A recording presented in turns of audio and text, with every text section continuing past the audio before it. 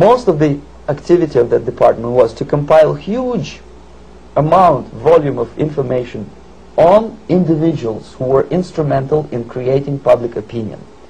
Publishers, editors, journalists, actors, educationalists, professors of political science, members of parliament, representatives of business circles.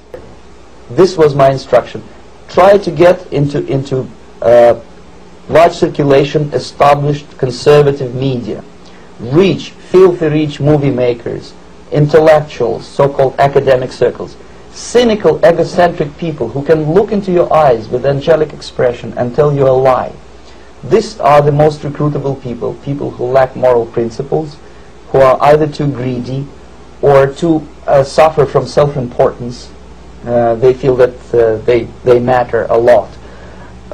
These are the people who KGB wanted very much to recruit. Ideological subversion is the process which is legitimate, overt, and open. You can see it with your own eyes. All you have to do, all American mass media has to do, is to unplug their bananas from their ears, open up their eyes, and they can see it. There is no mystery. There is nothing to do with espionage.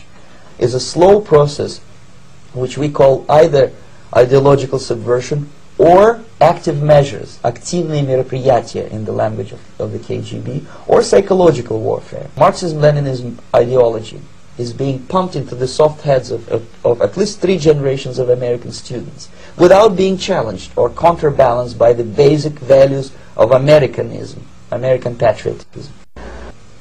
It's a great brainwashing process which goes very slow, and it's divided in 4 basic stages.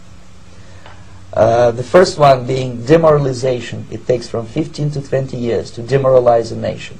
The demoralization process in the United States is basically completed. The result you can see. Most of the people who graduated in the 60s, dropouts or half-baked intellectuals, are now occupying the positions of power in the government, civil service, business, mass media, educational system. You are stuck with them. You cannot get rid of them. They are contaminated. They are programmed to think and react to certain stimuli in a certain pattern. Exposure to true information does not matter anymore. A person who was demoralized is unable to assess true information. The facts tell nothing to him. Even if I shower him with information, with authentic proof, with documents, with pictures, even if I take him by force to the Soviet Union and show him concentration camp, he will refuse to believe it until he is going to receive a kick in his fat bottom. When a military boot crashes then he will understand, but not before that. That's the tragic of the situation of demoralization. Basically, America is stuck with demoralization, and unless, even if you start right now, here, this minute, you start educating new generation of Americans, it will still take you 15 to 20 years to turn the tide of ideological perception of reality. People who think they are living at a peacetime. False. United States is in the state of war. Undeclared total war. The next stage, of course, is crisis. It may take only up to 6 weeks to bring a country to the verge of crisis. This is what will happen in the United States if you allow all the schmucks to bring the country to crisis, to promise people all kind of goodies and the paradise on earth, to destabilize your economy, to eliminate the principle of free market competition, and to put a big brother government in Washington, D.C., with benevolent dictators who will promise lots of things, never mind whether the promises are fulfillable or not. He will go to Moscow to kiss the bottoms of new generation of Soviet assassins, never mind. He will create false illusions that the situation is under control. Situation is not under control. Situation is disgustingly out of control. After crisis, with a violent change of power, structure, and economy, you have so-called the period of normalization. It may last indefinitely. The next stage is destabilization. This time, subverter does not care about your ideas and the patterns of your consumption. Whether you eat junk food and get fat and flabby, it doesn't matter anymore. In the small town of Hue in South Vietnam, several thousands of Vietnamese were executed in one night when the city was captured by Viet Cong for only 2 days. And American CIA could never figure out how could possibly communists know each individual, where he lives, where to get him, and would be arrested in one night, basically in some 4 hours before dawn, put on a van, taken out of the city limits and shot. The answer is very simple. Long before communists occupied the city, there was extensive network of informers, local Vietnamese citizens, who knew absolutely everything about people who are instrumental in public opinion, including barbers and taxi drivers. Everyone who was sympathetic to the United States was executed. Same thing was done under the guidance of the Soviet embassy in Hanoi, and same thing I was doing in New Delhi. And that's what happened in Nicaragua. It happened in Grenada. Same happened in Afghanistan. Same happened in Bangladesh. It's the same pattern everywhere. The moment they serve their purpose, all the useful idiots are either be executed entirely, all the idealistically minded Marxists, or exiled or put in prisons, like in Cuba. Many former Marxists are in Cuba. Because, you see, the useful idiots, the leftists who are idealistically believing in the beauty of Soviet socialist or communist or whatever system, when they get disillusioned, they become the worst enemies. That's why my KGB instructors specifically made a point: never bother with leftists. Forget about these political prostitutes.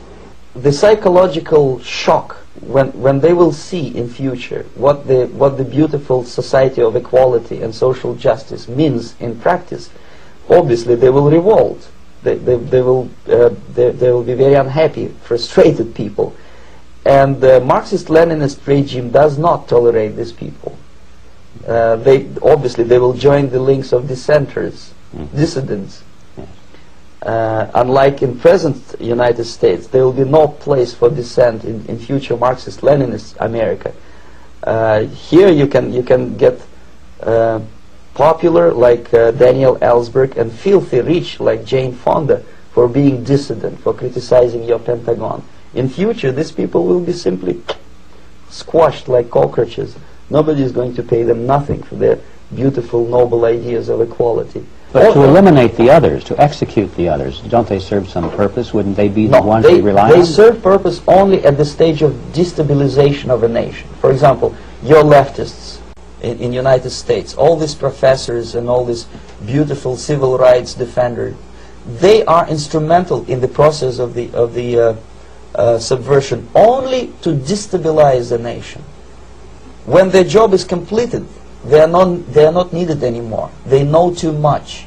Some of them, when they get disillusioned, when they see that Marxist-Leninists come to power, obviously they get offended. They think that they will come to power. That will never happen, of course. They will be lined up against the wall and shot. You have literally several years to live on unless the United States wake up. The time bomb is ticking, that every second the disaster is coming closer and closer. Unlike myself, you will have nowhere to defect to, unless you want to live in Antarctica with penguins. This is it. This is the last country of freedom and possibility.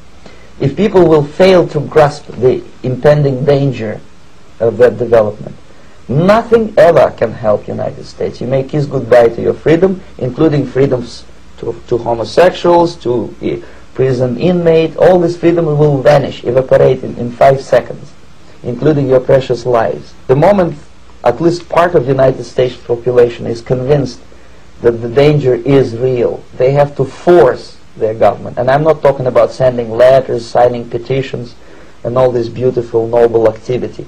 I'm talking about forcing United States government to stop aiding communism.